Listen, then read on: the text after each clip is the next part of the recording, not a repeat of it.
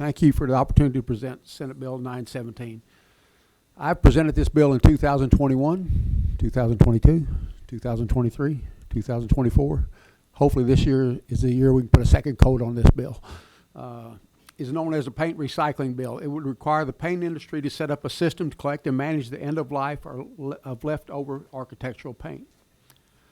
A representative organization would develop and submit a plan for the establishment of a post-consumer paint collection program to the Department of Natural Resources. The program must reduce the generation of post-consumer paint, promote the reuse and recycling of post-consumer paint, manage the post-consumer paint waste stream using environmentally sound management practices, establish a network of paint drop-off sites, educate consumers on the issue. Senate bill does not require consumers to recycle their used paint products, but simply allows for the option to recycle the paint if they so choose. Consumers would pay a small paint stewardship fee, which is added to the purchase of the paint at the time. After using the paint, drop leftover paint at one of the convenient drop-off sites at no charge. The paint is picked up from the drop-off site and transported to an authorized recycling reuse facility.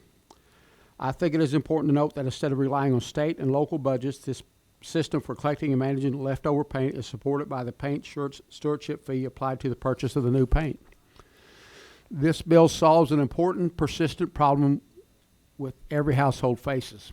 I have paint, you have paint, we don't want to throw it out, but we don't know what to do with it or can't bear to pay the cost. This solves all of that. All the paint you have today is grandfathered in, so all those reasons to keep holding on to that paint are resolved. This is a tried and tested program that is running solidly in 12 states already.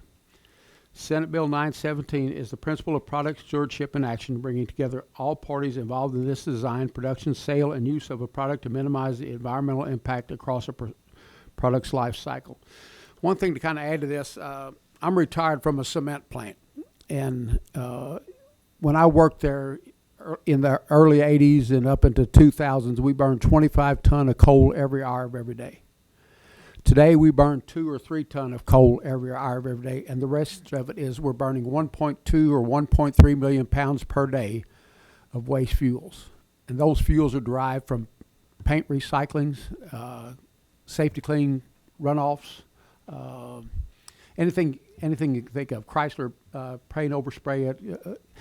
And they say there's enough alternate fuels in California to run our plant for 100 years. And this is something that's what we could just burn up and not go in our streams. And if you think about the fire hazard in your basements, that where you know, I go downstairs before I come up here, and I think I have 12 or 13 gallon of paint. And every time my wife decides, you know, we paint a certain color and it's going to last forever, and forever is about 3 years. Then we get some more leftover paint. But I think it's something that cement plants are burning this stuff up. I think it's something that we need to do. Like I said, we've passed it unanimously out of committees in the House and Senate every year, and hopefully we can this year, but I'm open to any questions.